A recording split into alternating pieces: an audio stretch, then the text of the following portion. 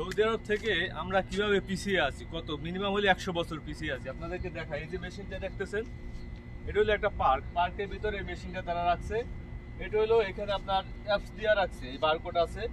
এটা হলো ময়লা ফেলার, আপনার যদি প্লাস্টিক বোতল টোতল খাইয়া যদি রাখেন সেটা এটার ভিতরে ফালাইবেন। এটার ভিতরে ফালাইলে এখানে প্রেস করবেন, এখানে বিভিন্ন ইয়ে আছে, আপনার সিস্টেম আছে। এখানে প্রেস করলে মুখটা খুলে যাবে, তো খুলে গেলে এখানে আপনি বোতলটা রাখবেন। মানে কিভাবে পার্কটা ক্লিন রাখা যায় সব সময়, এটার জন্য এই সিস্টেমটা তারা বানাইছে আর কি। তো এখানে যে পয়েন্টটা হইব, আপনি একটা বোতল ফাইলে আপনার হয়তো 10 পয়েন্ট হইতে পারে। এই পয়েন্ট আবার ভাঙাই আপনি হয়তো একটা কিছু খাইতে পারবেন, একটা কিছু কিনতে পারবেন, জাস্ট আপনি বোতলটা বিক্রি করার মতো। তো দেখেন, আসলে একটা পার্ক পরিষ্কার করার জন্য এরকম একটা মেশিন বসাই দিছে।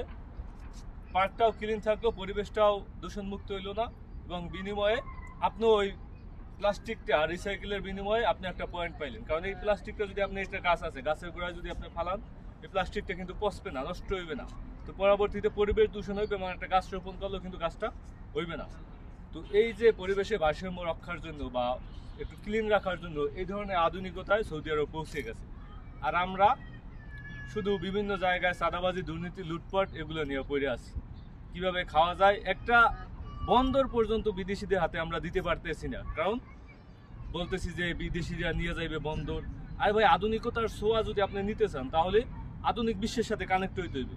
বিশ্বের বিভিন্ন যে আপনার আধুনিক যে প্রতিষ্ঠানগুলো, এগুলো যদি বাংলাদেশে আসে, সে জায়গায় যদি ইনভেস্ট করে, তারা যদি কাজ করে, আপনি এদের সাথে কাজ করলে, কাজ শিখে আপনিও এটা অ্যাপ্লাই করতে পারবেন দেশের ভিতরে।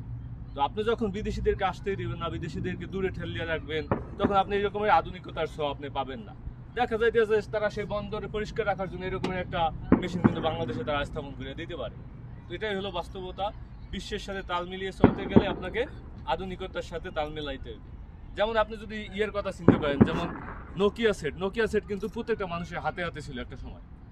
কিন্তু যখন নোকিয়া আপনার অ্যান্ড্রয়েডের সাথে তাল মিলাইতে পারে নাই, অ্যান্ড্রয়েডের সাথে তারা তাল মিলিয়ে চলতে পারে নাই, পরবর্তীতে নোকিয়া কোম্পানি কিন্তু ধ্বংস হয়ে গেল। এখন আর নোকিয়া ফোন খুঁজে পাওয়া যায় না। তো এটা হলো বাস্তবতা। বিশ্বের সাথে যারা তাল মিলিয়ে চলে, এখন হচ্ছে এআই এর যুগ। এআই এর প্রজন্মে আপনি যদি সেই অ্যানালগে পড়ে থাকেন, ডিজিটালাইজেশন যদি না করেন নিজের সাথে, তাহলে কিন্তু এভাবেই আমরা পিছিয়ে থাকবো।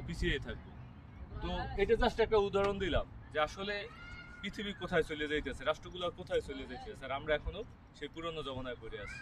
ইসলাম।